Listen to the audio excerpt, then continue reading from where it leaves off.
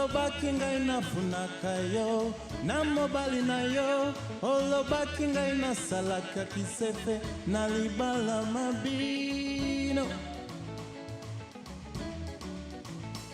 Olobakininye Olobakinga inafunakayo na mobali nayo. Olobakinga inasalaka kisefe na libala na bino. Madiludi kanga inakanisa elombo franco na Afrika be mokili mobimba bako kanisa na gurashu benda molende tolanda ndakisana ye. Ngai motola totela kayo mamu ye. Mai motola ye biba sekele mamu ye. Mamu ye. Oye pitango iminga kamamu. Oko kanisa ngai mamu nake ye. Hata ufinginga indumba mamu ye.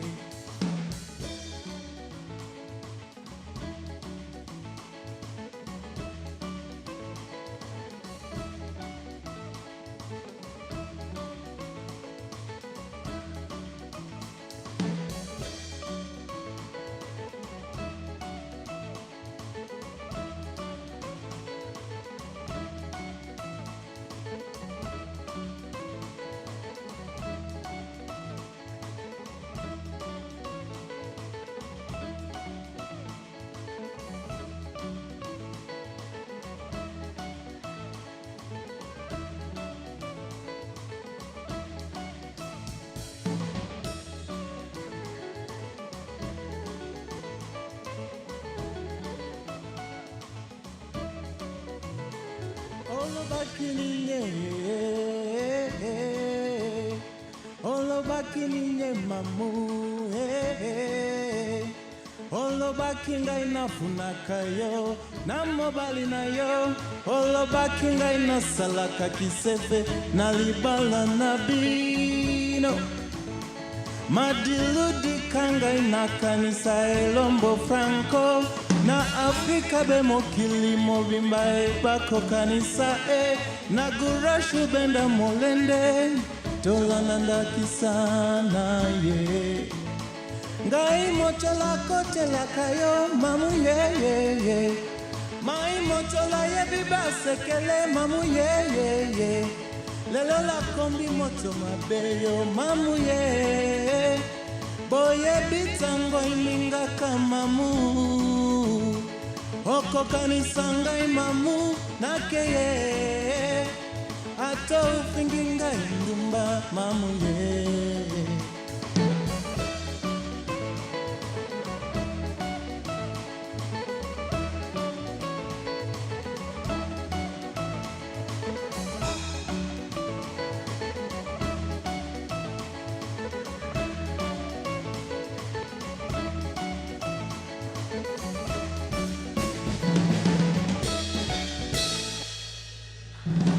Thank you so much. Thank you so much.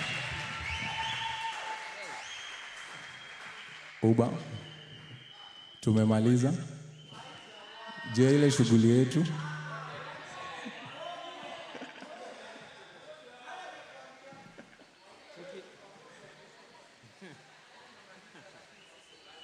Uba, ama unataka kufanyia moja?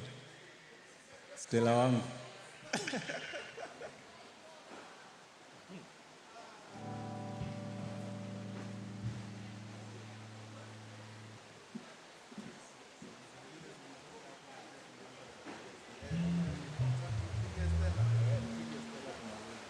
Tish.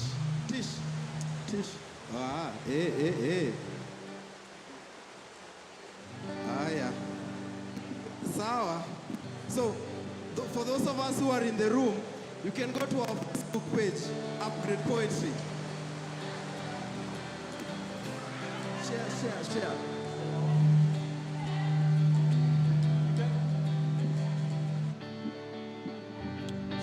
Share. Hey, share the link from our Facebook page. We are live.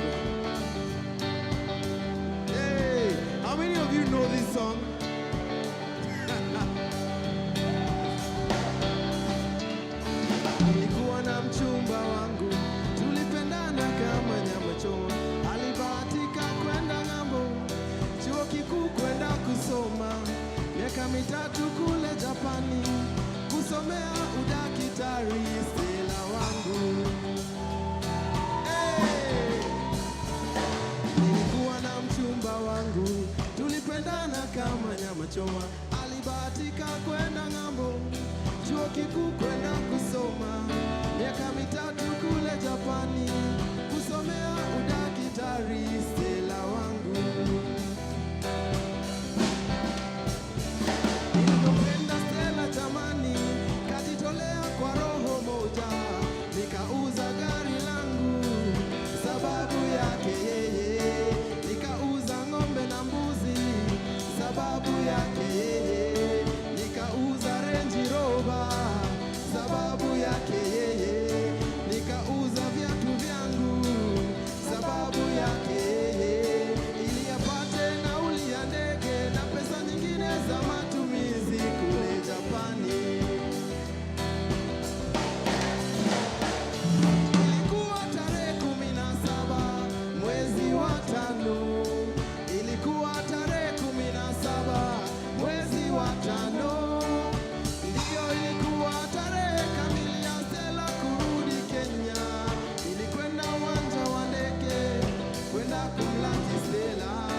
Nilikuwa na ndugu mbunge uwanja wa ndege, nilikuwa na kijana Big Mitch uwanja wa ndege, nilikuwa na rafiki Rogers uwanja wa ndege, nilikuwa na Timo Ole Gitahi uwanja wa ndege.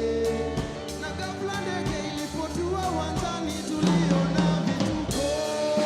Stella alishuka amebeba mtoto mikononi, nyuma yake mchumba wake mfupi futi 4 Mjapani. Nilisikitika ndani ya moyo, nikakosa la kufanya. Nilitamani nilie Kihindi lakini sikijui, ilinibidi nilie Kitaluo, ang'atimango wajoa freshilei.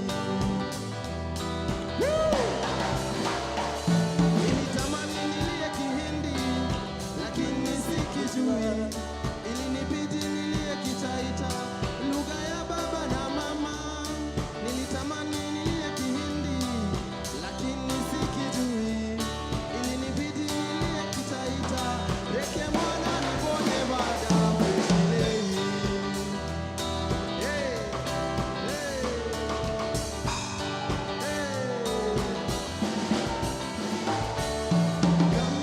come back, Stella. I still need you, baby. Come back, Stella. I still need you, baby. Come back, Stella. I still need you, baby.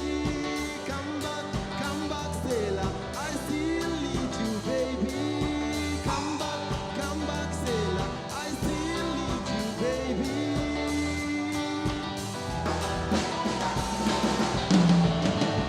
Kama mnajua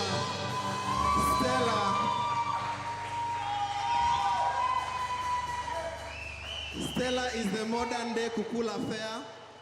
Stella is the modern day naenda hivi na kam. Stella is the modern day, si mnawajua?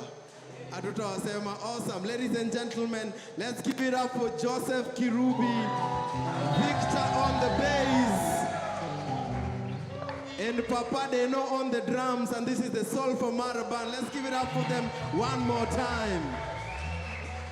Thank you.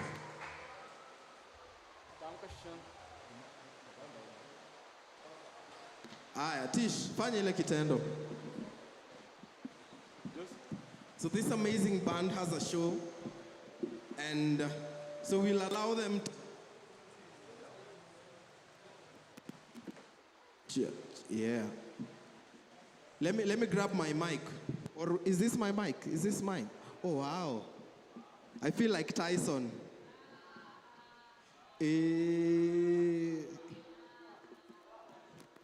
Namna gani? Oh. 1, 2, 3, 4. Awesome. Shout out. In the building we have none other than Major Minor in the building. Woot woot. We have Vanilla in the building. And right about now, all the way from UON, representing Awesome Foursome. For the first time ever on this Upgrade Poetry stage, all the way from UON, University of Njoro Egerton campus.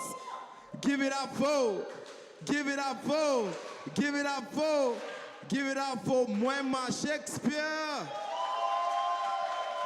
Give it up for Mwema Shakespeare one more time.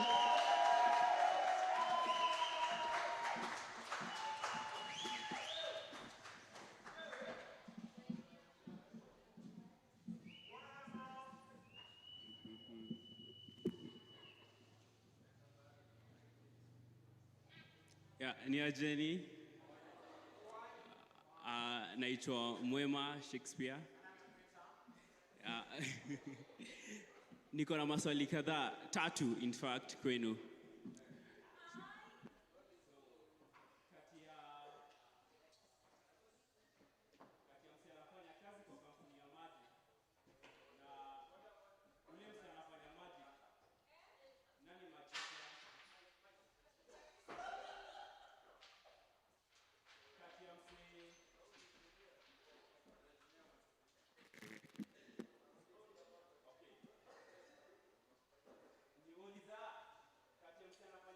Kwa kampuni ya maji, yule mzee anafanya maji, nani magician? Ana maji. Kati ya babu yangu na judge anafanya kazi, nani ana kochi?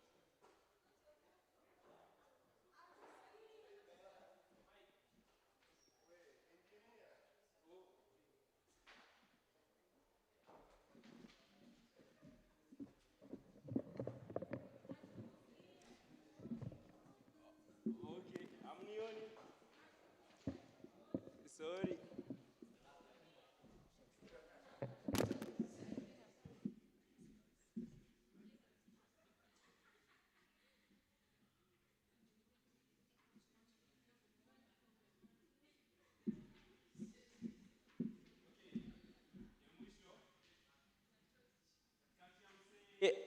Anakula chipo na msame by table.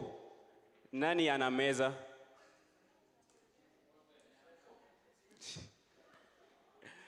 Okay, I'm going to do 2 love pieces. And yep.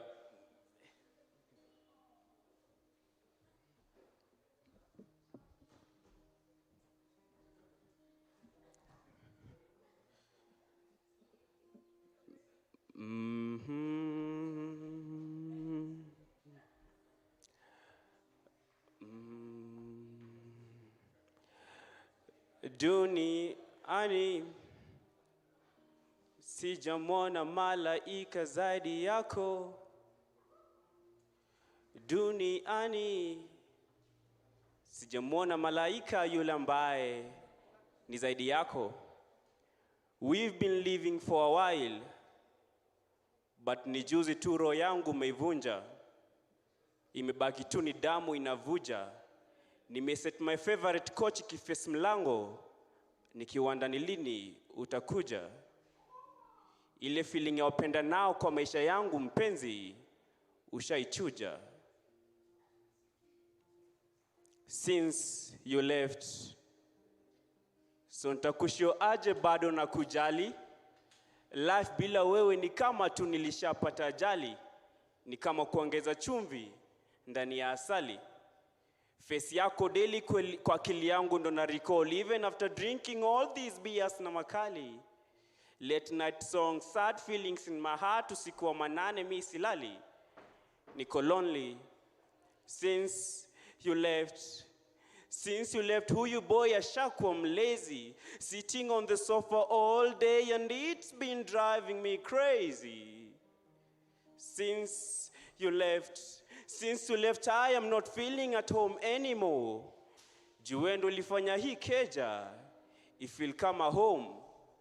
Since you left ni kama keja haina mwiko. Na hii weather vile iko, hii keja inahitaji jiko. I hope uko sawa place uko. As for me, I am missing you place niko. happiness ni the only place yenye mimi siko. Zile picha zako uliacha kwa ukuta bado ziko. Since you left, this house has been on fire, ni kama trailer ya hell. Usiporudi, it will go down in flames into ashes. Duniani sijamona malaika zadi yako, oh oh. Duniani sijamona malaika zadi yako, oh. We had plans.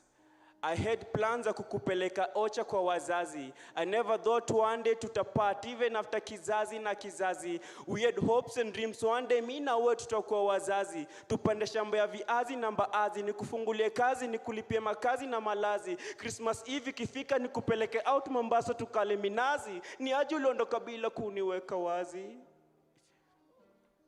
Since you left,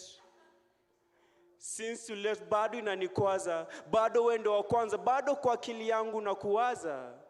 I am feeling so empty right now, na ni wewe tu pekee unaweza nijaza.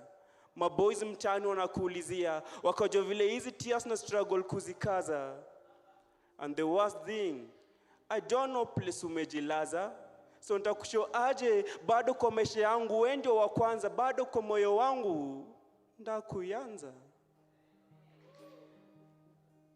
So, nitakushow aje that I am trying, nitakushow aje that I am crying, nitakushow aje that inside I am dying. Na since you left, umeniblock kwa all social media.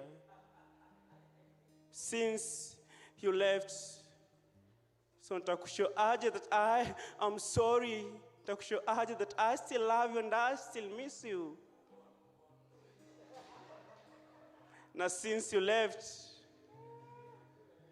so, 1 for the love, 2 for the pain, 3 for the memories, 4 for I can't forget you.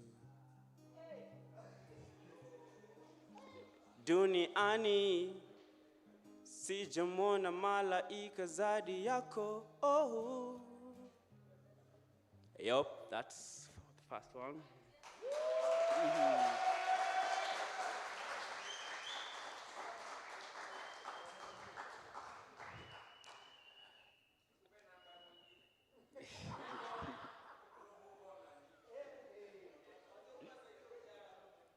Okay.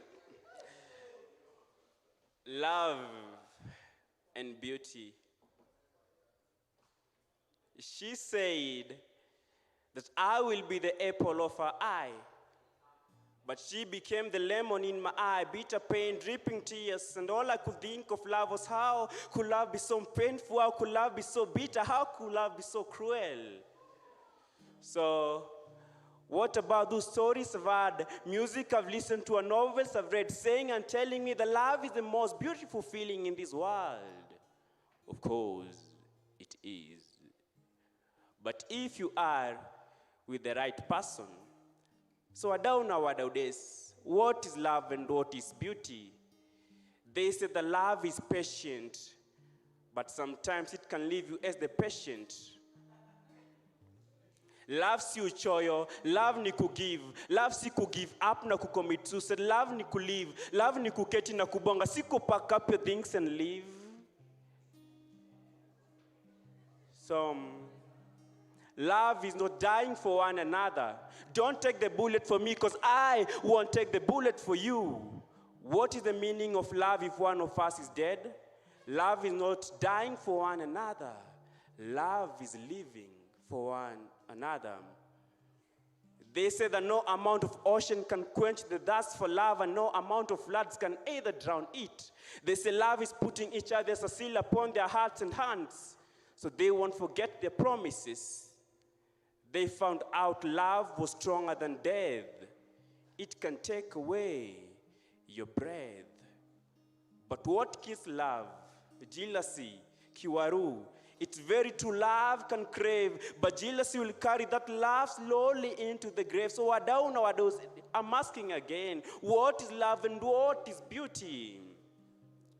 msichana, girl child, mdiva. What is love? What is beauty? Akili ni nywele, si weave. Beauty is your character, si weave. Love ni kuaminiana, sio wivu. Kumbuka sometimes love inaweza kuchoma ukabaki kama jivu. Love is your words, not your smile. Urembo ni kusikiza, sio earrings. Urembo ni adabu, si mali na pete za dhahabu. Urembo si makeup, mapambo au majigambo au kujua kurumbosa rambo kanambo. Love ni kujibeba vile inafaa. Kumbuka love ni kama pilipili, inawasha but still people go for it. Love ni kama chili, inafanywa penda nao silly, but still they are wise enough to try it. So boy child, what is love? What is beauty? Love si kuwa na madem kibao, ni kuwa na huyo msupa moja mnaweza lala na yeye mkiwa maubao. Love si lazima magari ndio mdrive each other crazy. Love ni kutumia common sense, si kushin pretense na kuweka unayempenda in suspense. Kumbuka love ni action kama verb. That's why niko hapa ku add verbs into a vocabulary of proverbs to tell you that love is not just a noun. Love ni kufanya, love ni kutenda, love ni kupendana. Love si lazima date in a 5-star hotel. Date fit ni pale mko kwa nyasi looking into a million stars in the sky. Mimi najua hiyo love iko deeper kuliko the oceans, iko higher kuliko the mountains. So I'm asking again, boy child na girl child, what is love and what is beauty? Love ni kupenda your girl ama boy kama oxygen, na kumweka number 1 kama element ya hydrogen. Love ni kuweka unayempenda like a permanent tattoo in your heart. Kumbuka, love I judge, love I wake grudge. And I found out that love is a song that you can never dance alone. So that is my meaning of love. What is your meaning of love and beauty? Si huu ni ule poeta pendi cherehani, Georgia Shona, but niko na 6-pack kwa akili.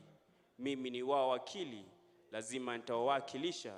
Si huu ni ule poet gwiji wa magwiji, msweet kuliko uji, na mfani kuliko emoji. Wananiita the Egerton Shakespeare. Thank you.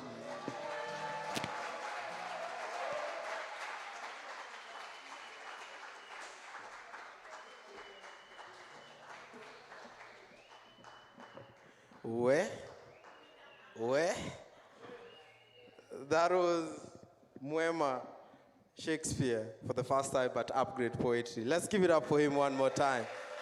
Amazing, amazing. And for the guitarist at the back, you know that like their relationship is strings attached. Let's appreciate Wendy. Mimi nakwambia poems za love zinakuwa tricky. Juu mtu ajuagi kama unapeana story yako ama ni jokes. Unajua kuna vitu unasema ukiwa stage watu wako bro, so umehatubreakiwa sana. Sana, si ndio? Hizo ndio zinakuwa mmelia.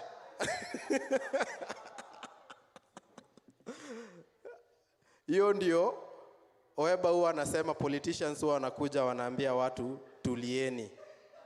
Na nyinyi peke yenu mnalia. Awesome. At this point, another one for the first time at Upgrade Poetry Stage, all the way from UON, University of Njoro, Egerton Campus. Ladies and gentlemen, give it up for Gladys.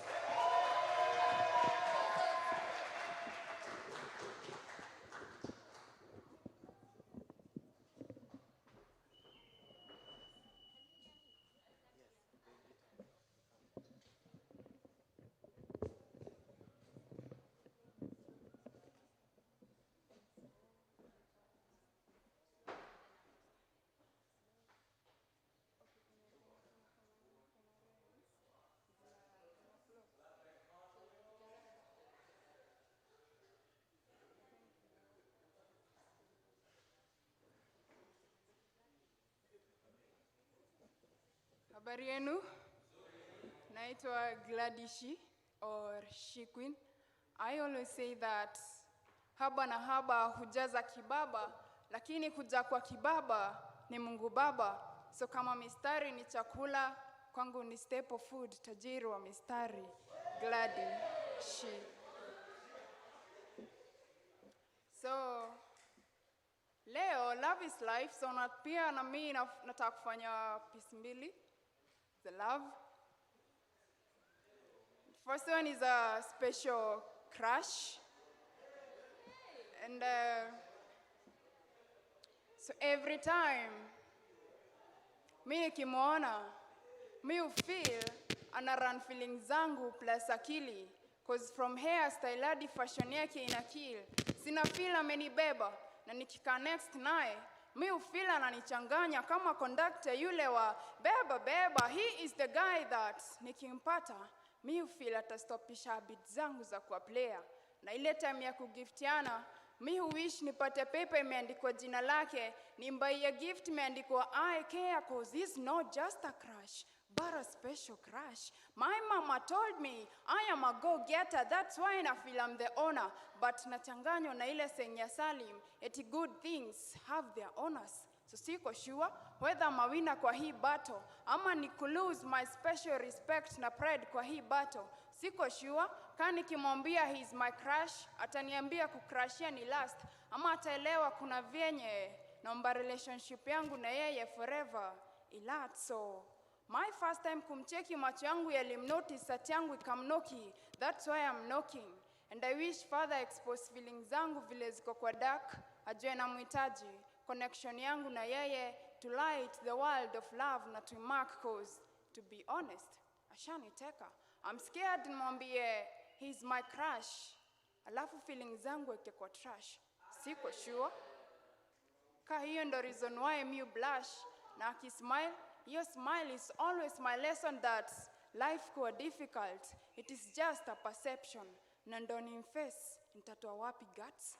Juu kama zingekuwa zinatolewa kanisani ama kwa mama ntilia, I'm sure singeumiza maini heart na yangu gut. Mimi na compare my heart, but swali linajipose kwa akili. What if ana interest ile ya kuitwa dearest? My feelings intaraundia nani off nearest? Design hii feeling inanipeleka na feel already ni kama niko under arrest na natamani kifuani mwake my head rest. So nime break rules zote na sijui ka he got judgmental heart, na ama ataelewa kuna venye naomba kimoyo moyo awe wangu na love button iko ready kufight. Wazazi wao dai hawapendi ndoa za makabila, but ati yangu ilishapata mji kwake haiwezi kaa bila. Days ni witness, love yangu kwake daily inaendelea kugrow na sina hila. Sikipendeza choroho dawa, mwambieni nampenda na sio influence ya madawa. Najali future yangu na yeye na si mind comments za hawa, cause place kuna love kuna power, place kuna respect, watu fly higher kuliko birds zina mabawa. Love ina freedom, freedom ya kujiexpress, haijalishi who felt it first. Cha muhimu ni kureciprocate, na hata society na wazazi wazuie. Ni kama truth siwezi kadzia, na ndo maana baby ni kama kikohozi siwezi kufichia. That's for hiyo ndo ya kwanza. And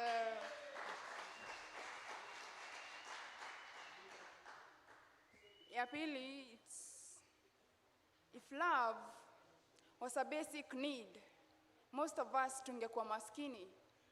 The old serpent amemess up na mahusiano. That is why he fake love inadai kwanza deep kumno. Most of us tunatafuta mapenzi in the wrong places na baadaye tuna conclude that love haiko. So far kwa hii generation hadi kwa mapenzi kuna vako, na apart from kumizwa unalizwa. So una wonder kwani purpose ya Cupid arrow kwa heart ni kubreak into pieces. Nina mengi ya kusema, so wacha ni break hii piece into pieces, ni come up na one piece but ina relate na Prince of Peace. Kama Willy Weba si feel fit wakituhag, lakini tunasahau Christ alibetray wana kiss. Mapenzi ya kisasa ni so theoretical, tukiingia na heart tunapelekwa school of thoughts. Two people cannot work together unless wame agree. Kuna huyu mwenye tuliagree lakini nowadays na work together na mwingine enyewe mapenzi have got feathers. Mwingine hataki ku let go, so anatumia maneno kumtether. Na apart from the freedom is no longer there. Out of the blues anaanza kujiuliza where is that true love yenye ilipasu purity bila impurities kama kuchezwa hapa kule na kina Angel na Purity. Na sio kwa wapenda nao tu. Huyu manzi akipoteza mapenzi ya baba in childhood, the moment amepata this boyfriend, in him an amplify image ya father figure. That is why it is still deep for me to figure out he figure father. Tuko na maswali mengi kuliko majibu. Mwingine aliapa mapenzi haitawahi kuwa part of them. Broken families hapa kule imeshape our thinking. So dear God, women are beyond time. Na kurequest ka Pastor T go back in our times, autocorrect hizi vitu, na utufunze that kufungua moyo kama sikio 24/7, tufunze that patience pays, na wengi wetu of late na tutoka na tunatona uhai. Tufunze that love ni kugrow na kuoutgrow na giving. John 3:16, for God so loved the world that he gave his only son. So he gave his only son. So haba na haba hujaza kibaba, lakini kuja kwa kibaba ni Mungu Baba. Kabla kufikiri mahaba, in it involve baba. Na when the right time comes, atakupea mwanaume. I mean a man mwenye atakupenda ka vile Christ anapenda church.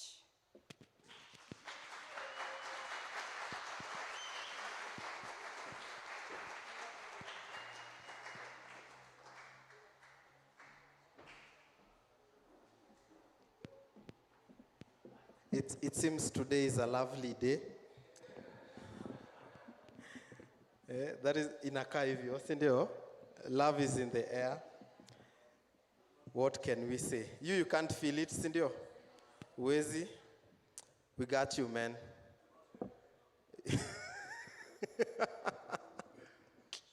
Big Mitch. Awesome. What is that relationship when you look back?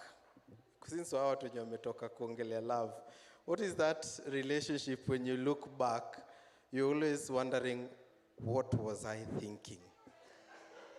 Like, ati Uhuru Ruto. Birthday gifts.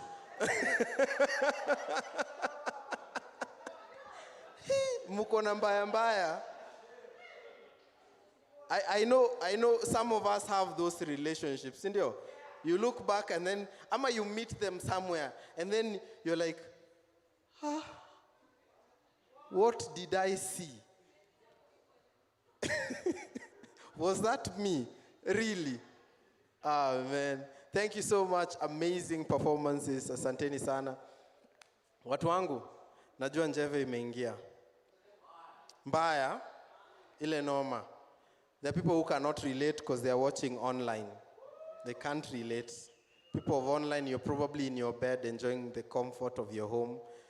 Don't worry about us. Sisi, tuko tu sawa. Au sio? Awesome. At this point, I want to invite a gentleman who has completely surprised me. Like, ametoka Kericho. Yani, huu ni ule artist akikuja kwa stage, lazima mtii.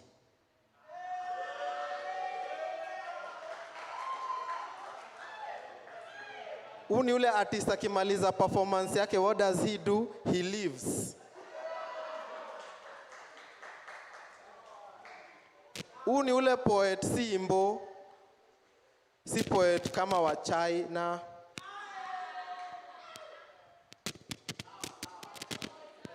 Huu ni ule poet mnoma kama ule jama wa Prison Break alikuwa anaitwa T-Bag. That is stretching it, si ndio? Mefika mahali, si ndio? I'm stretching it. Mtajua true poets ni watu kaa hawa mwenye naenda kuita next. Kuna watu wameipata, kuna watu it's okay. Ladies and gentlemen, give it up for poet Denkuz.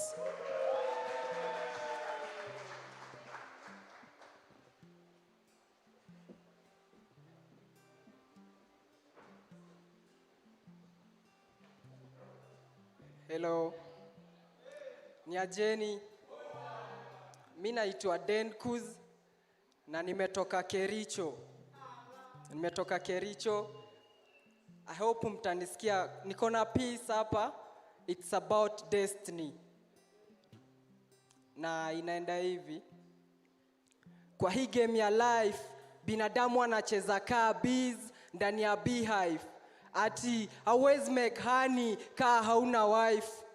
Ni funny sana, badala ya mbeshto wangu kunijenga, wao ndo wana plan kunibomoa.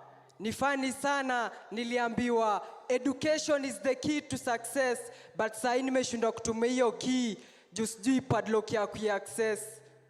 Nilisoma nipate connection ya degree, nikapata option ya D na nika-agree. Maisha ikakuwa ngumu hata kuliko kangumu. Niliambiwa ni serve the nation through kuwa KDF, but saina survive in the nation nikikula KDF. Nimejifunza hustle, ndo maana mimi na struggle. Nimejifunza sacrifice na believe nita make it. Hii life lazima niishi bila kufake it. Hadi mwisho wa road, times a God atai take it. Na hii peace kama gospel nitai preach. Wao wakistand mbele, si tuna stand nyuma ya mic. Sahi wana rain, ndo tukanyage matope. But na believe one day tukirain, amta kanyaga matope. Nateleza na word moja kwa stage, so de utaniona na staga, ujue nimelewa maneno. The world is changing, sahi tuko na manoti, wanacheza game ya manoti. Utamu coin ni kuirusha juu. Nimejifunza kuwa strong, juu nikijifunza kuwa mkamba, watadai na waroga sana. Na nimekuwa manamba, venye squeezy nasimama kwa stage, na hizi lines mkizipata, fair lazima mtalipa. Kericho nishakuwa mvua, venye hii mtaa mimi na rain. Na ukiget hizi lines, feel free to snap. Daily miwa mshwa na mistari, nimekuwa chase bank, venye squeezy na chase do. Na huyu politician alinifanya fala after kuwa mjanja. Aliningiza box ka story za kapedo. Na venye nilikuwa crazy, alinifanya mwanafunzi mpoa. Even though alikuwa laugh, alinifunza kuwa mshairi. Na teardrops on my eyes, ndo zilindifferentiate kama mfasa. Ujana ni moshi, leo na jana haitoshi. That's why naamka asubuhi ku praise God for another day. Chance ya kuonana na success ni life, morning ni sunrise, daily miwa mkwa ku praise God. Na ukiniona church, usidhani nimekaa kujionyesha, ni prayers ndo zimenileta. Na pray to God kama virusi mbaya, anitoe from crimes to rhymes.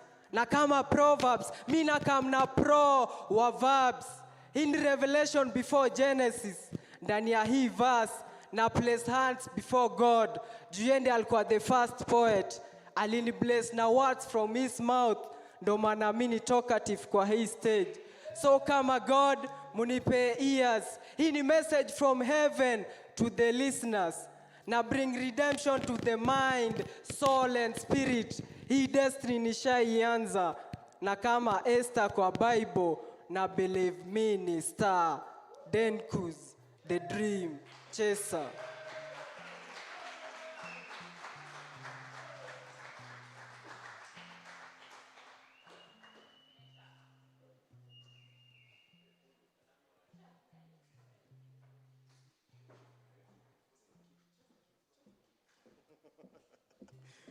The dream chaser. Awesome.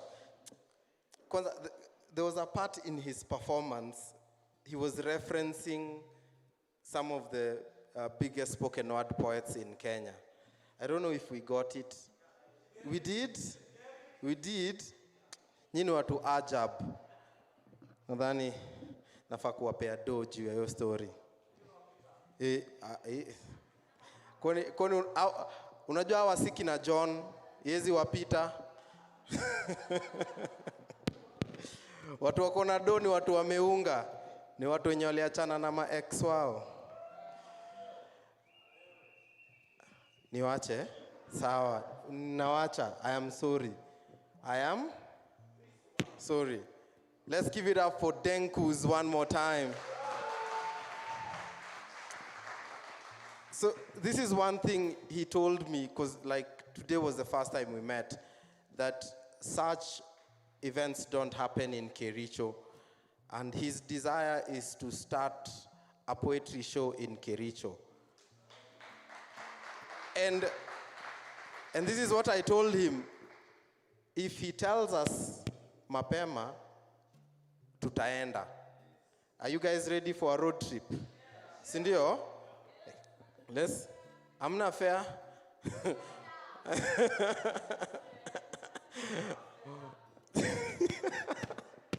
Ati don't tell us. Okay.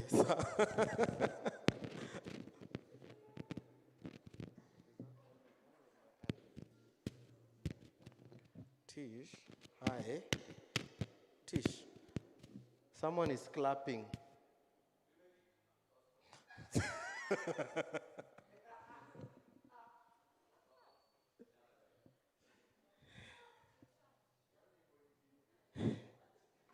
Big Mitch. It's okay. It's all right. Moving on swiftly.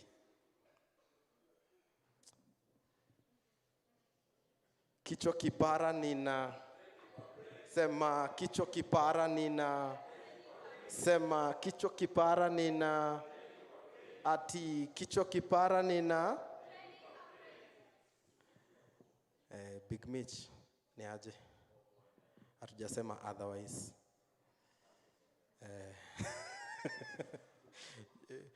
Watu wenye wako na dreadi, si ndio? Hatusemi hivyo. At this point, ladies and gentlemen, leteni light.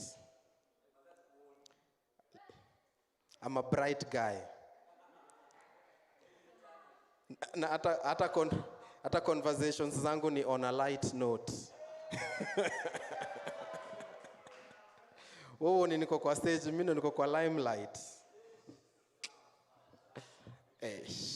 We get it. If you get it, you get it. Ladies and gentlemen, give it up for K2.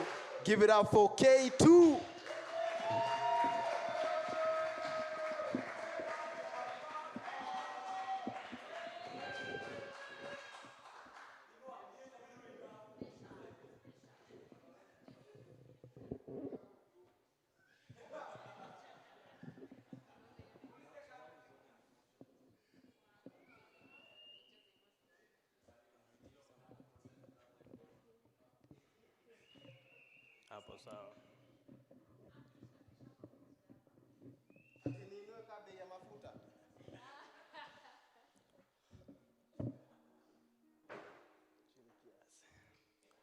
So being the firstborn in a family of all black boys and girls, Black lives what? Kabisa. So being the firstborn in a family of all black boys and girls, I've always promised myself one thing, that is never to bleach my skin, so as to show my fellow siblings of how proud we should be as Africans of this black isle of ours. Ama ni aje? But if bleaching my skin is what it takes today for you guys to take the poems that we are about to present seriously, then after this performance, I'm having an appointment with a bleaching company. Anyway. Yo, habari zenyu? Mko poa?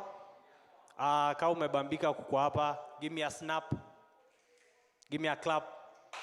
Yeah, so kwa majina ni K2, aka the only brown South Sudanese in Kenya so far. Yeah, so the piece that I'm about to perform is called Suicidal Thoughts. So you guys get, it's about suicide, depression. So I hope you guys get a message out of it.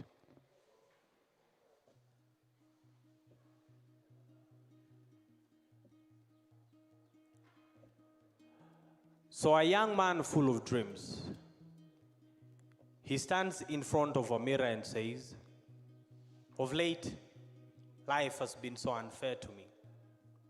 Too much stress to bear mentally as a young youth. Suicidal thoughts on my mind daily. So tell me, God, what's next for me? My friends have turned into my enemies, and my enemies have turned into my worst nightmare. They smile at me from a distance, but run away from me during my darkest days. I'm mentally in hell, but spiritually in heaven.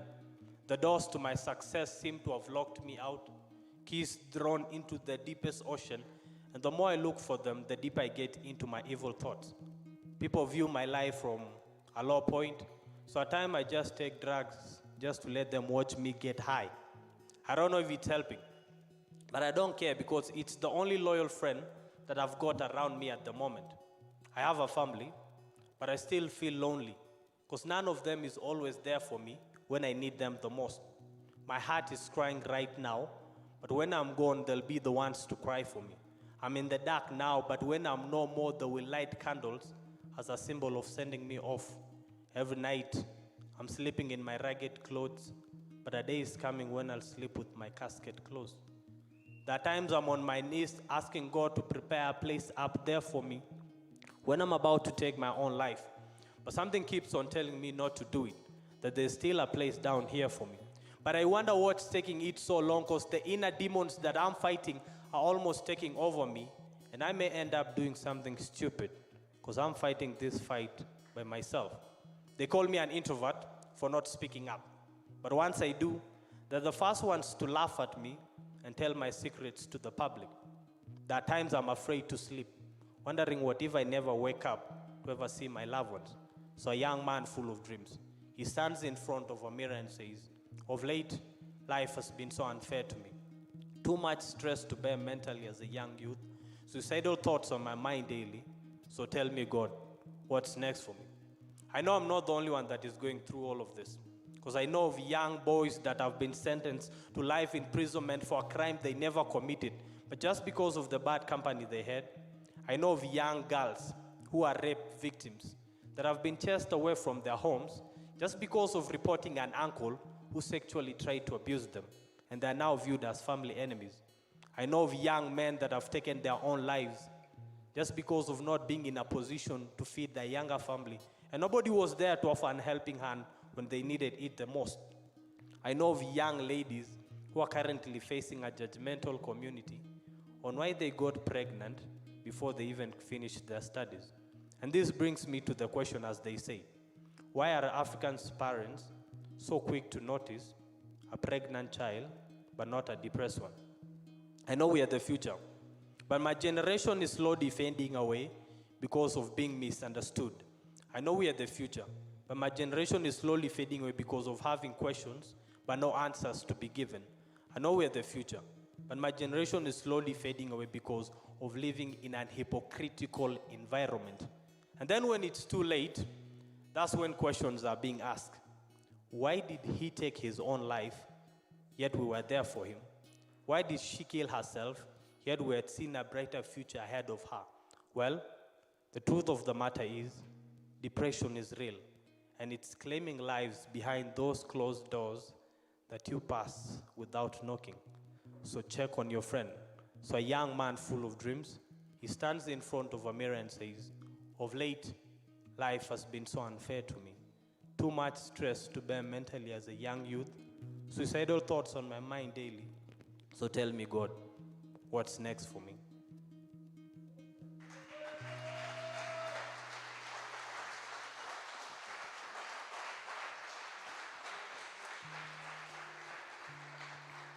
So the next piece, ka venye nilisema earlier, I'm from South Sudan. So the next piece that I'm gonna be doing is titled Refugee. It's a story about my motherland, so I hope you guys get a picture about it.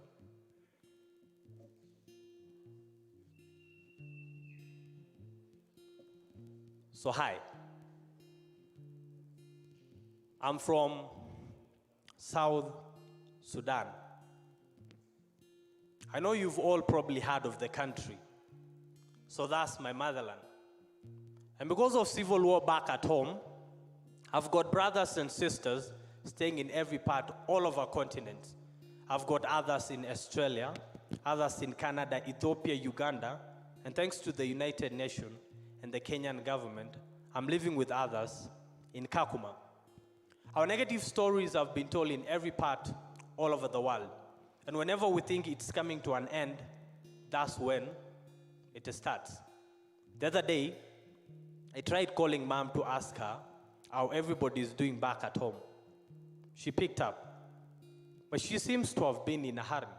Because when I tried talking to her, all I could hear was, son, son, son. And before she hung up, I heard gunshots. At this time I knew a child somewhere has become an orphan. Someone's father has become a victim of death. A woman has been turned into a widow. A massacre had taken place. This was 15th December 2013, a year that made me believe death really exists. And this got me asking my father, Dad, what has always been your dream in this country? He took me by the hands, looked into my eyes and started shedding tears and says, son, I've never had a dream because I've never slept. How do you expect me to sleep when all I've been doing is running in the bushes, protecting you guys from flying bullets? How do you expect me to sleep and whenever I close my eyes, I'm being woken up by sounds of innocent women, children, men crying for their lives? How do you expect me to sleep when the floor I'm supposed to sleep on is full of blood? And that's why nowadays, I'm not known by my name. I'm known as a refugee. I've always wanted to be a journalist. But wait, how do I report death of my people each and every time? My sister wanted to be a doctor, but she can't bear having bloods of innocent lives in her hands every day. My younger brother wanted to be a professional footballer, but his legs were taken away from him. I don't know why all this is happening. But tribe is nothing but a name we've only been given to divide us. So instead of preaching war, why don't we preach peace? Instead of spreading hate, why don't we spread love? Instead of dividing ourselves, why don't we unite together as one? Because I went to a foreign land, tried making friendship with this guy. Everything was going well, but he immediately walked away from me when a passerby said, hey, be careful, he's from South Sudan. At this time, I started hating myself. Not because of the country, but why was I even born in such a time whereby your brother helps you today and tomorrow, he's the same person that pulls the trigger on your head. And that's why nowadays, I'm not known by my name. I'm known as a refugee. My flag has 6 colors. Black, a color that represents the black melanin skin that my people have. A skin, no matter the scars on it, it will still look beautiful. A skin, no matter the tears that fall on it, it's still gonna shine with it. Red, a moment of silence. The blood that our forefathers shed when struggling for freedom. White, the peace that we've been longing for decades after decades. Green, the natural wealth that my country has that is not seen because of war.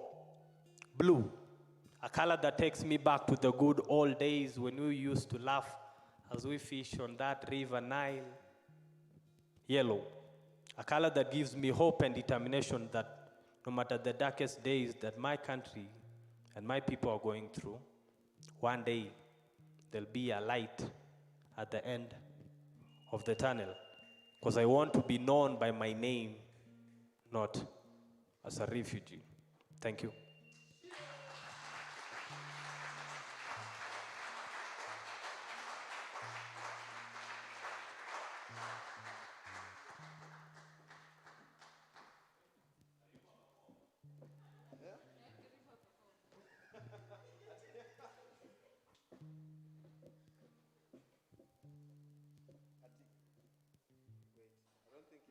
But you guys can hear me, Cindy.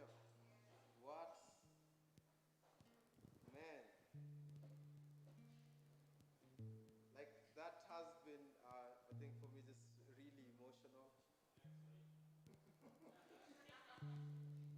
Hiyo kwangu imekuwa emotionally. Kwa sana. lakini kwa sasa ningependa kuzungumza kwa lugha ya Kimombo kwa sababu Kiswahili kinanipiga chenga.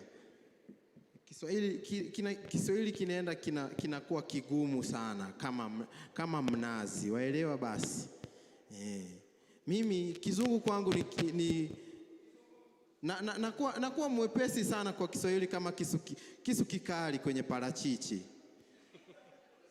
Kiswahili kinaniletea tatanishi, kinaniletea bukdha. But I think the first poem, it's still a poem. It's still a poem. Wewe sema ulilemewa na poem. Whenever you hear the word poem, it's a trigger. Ukiisikia, it's a trigger. You have PTSD ya poems. Eleza maudhui. Who is the persona?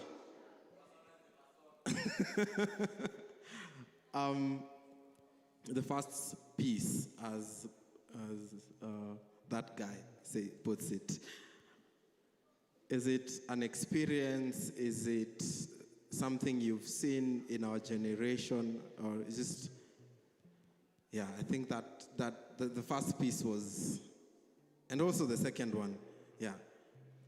Yeah, basically, the first piece in it was suicidal thoughts. Mimi Msudi, lakini I was born in the camp, that is Kakuma refugee camp. So my entire life, naweza sema, mentally I'm a Kenyan, but physically I'm a South Sudanese. Why am I saying that? Me nimekaa Kenya for 24 ama ni 23 years. So my entire life I've known Kenyans, I've interacted with them. So the first piece was inspired by a friend of mine who almost committed suicide when we were in high school. His name, I won't say it, but he almost committed suicide. So after that, tukawa na interaction na yeye, and he told me about venye family yao is well off, but he's being mistreated, afanyiwi hizi vitu. So the guy almost committed suicide tukiwa shule, tukamwokoa, and then after that, I was inspired to write the piece. So that was the first inspiration of the first piece. The second one, basically, it's a whole story. If you guys are aware, in 2013, in South Sudan, there is a very big, vita kubwa ilifanyika sana. Naweza sema 10 times yenye ilifanyika 2007 hapa. Mimi nilikuwa hapa Nakuru hiyo time. A civil war happened. I saw my relatives wakikufa kando yangu kwa River Nile. Wengine waki-drown. So it's a very piece yenye na relate nayo sana. And few time after that, my mother passed away. And so na relate sana na your piece. So it's basically a message to anyone out there, to any person. I will never, that's one thing I told myself. Sitawahi taka kuangalia country ingine, nchi ingine ikipitia kenye nchi yangu imepitia na watu wangu. So basically I'm just spreading positivity na amani tuwe nayo, and telling my people it's not a must for us to do it based on tribes. Yeah, so basically that was all the performance. Awesome, man.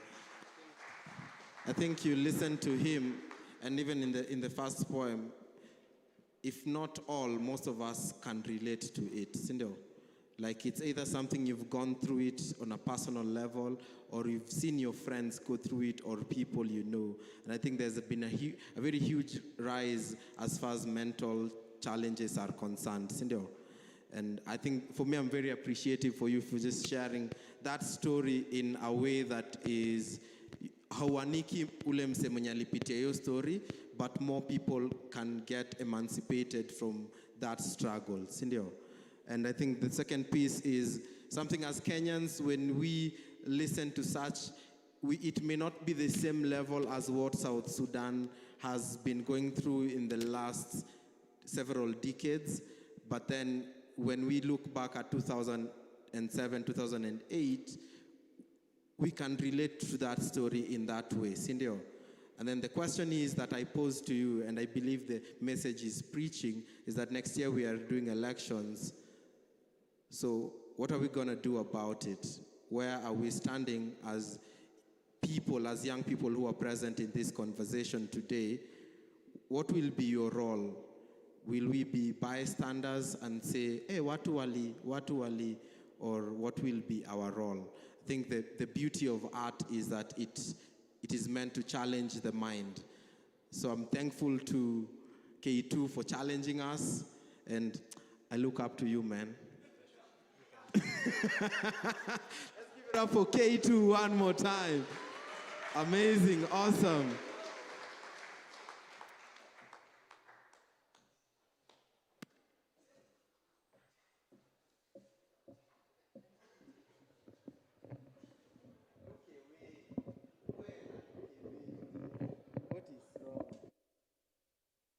Awesome. One thing I constantly tell people is that if we did upgrade poetry because of the money, we wouldn't be here now. We do it because we know it has a place in this community, in this city, in this country to change lives. And we hope that even as we have these conversations, they're able to provoke something in you. Sindio, an action or whatever. Sindio. So we are live on Facebook. If you are on Facebook, you can share the link. If you're tweeting, the hashtag is Upgrade Poetry. This is the 81st edition. My people, do you know how much it takes to do 81 shows? And this is just the monthly shows. We've done, I think, about 6 hangouts. We've done more than 10 street poetry shows. So if we are counting, we are past 100. And we are so grateful to each and every one of you for being here every single month and showing us support. Appreciate yourselves for doing that. Awesome. And at this point in time, I want to garden as someone who is already on stage. So this lady, the first few months of our, can I call it a relationship? Can I? So the first few months of whatever that was, like she'd ask me, are we friends?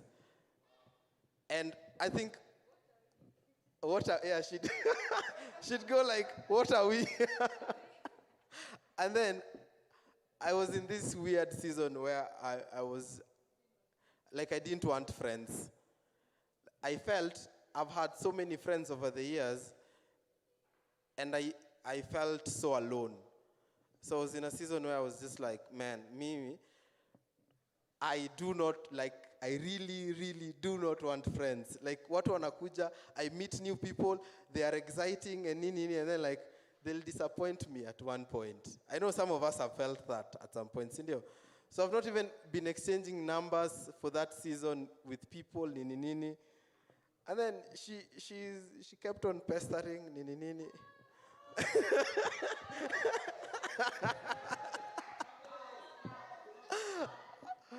But then, I remember towards Christmas last year, I remember sending her a text, and I was like, I didn't set out to make friends this year, but I'm glad I found a friend in you.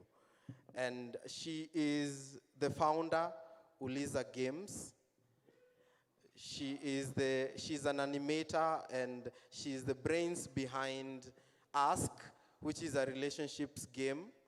She's a musician, she's a writer, she's a creative, she's a team building facilitator, games, all those things. Those of you who are here early, we did a game at the back, an interactive game. She is literally a walking questionnaire. So ladies and gentlemen, give it up for, give it up for Wendy.